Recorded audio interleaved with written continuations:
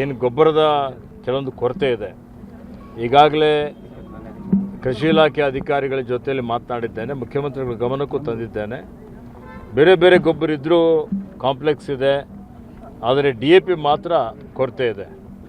DAP ಮತ್ತು ಗೊಬ್ಬರ ಏನಿದೆ ಇದು ಕೇಂದ್ರ ಸರ್ಕಾರದ ಜವಾಬ್ದಾರಿ ಇದೆ, ಅವ್ರದ್ದು ರಾಜ್ಯಗಳಿಗೆ ವಿತರಣೆ ಮಾಡಬೇಕು. ಈ ಸಲ ಬರೀ 30% ಮಾತ್ರ ವಿತರಣೆ ಮಾಡಿದ್ದಾರೆ ಅಂತೇಳಿ ನನಗೆ ಮಾಹಿತಿಯನ್ನು ಅಧಿಕಾರಿಗಳು ಕೊಟ್ಟಿದ್ದಾರೆ. ಕೇಂದ್ರದವರು ಯುದ್ಧ ಇದೆ, ಪೆಟ್ರೋಲಿಯಂ ಪ್ರಾಡಕ್ಟ್ಸ್ದ ಪ್ರೈಸಸ್ ಎಲ್ಲ ಜಾಸ್ತಿ ಆಗಿದೆ. ಇವತ್ತು ಗೊಬ್ಬರ ಉತ್ಪಾದನೆ ಮಾಡಲಿಕ್ಕೆ ಏನು ರಾ ಮಟೀರಿಯಲ್ ಬೇಕು, ಕಚ್ಚಾ ವಸ್ತು, ಅದು ಭಾಳಷ್ಟು ಆಮದು ಮಾಡಿಕೊಳ್ಬೇಕಾಗ್ತದೆ. ಈ ಒಂದು ವಿಚಾರವನ್ನು ಇವತ್ತು ಅವರು ಹೇಳ್ತಾ ಇದ್ದಾರೆ. ಆದರೂ ರಾಜ್ಯ ಸರ್ಕಾರದ ವತಿಯಿಂದ ಪ್ರಯತ್ನ ಮಾಡ್ತಾ ಇದ್ದೇವೆ. ಹೆಚ್ಚುವರಿ ಗೊಬ್ಬರ ತರಿಸಬೇಕು ಅಂತೇಳಿ ಜಿಲ್ಲಾಧಿಕಾರಿ ಅವರಿಗೆ ಹೇಳಿದ್ದೇನೆ.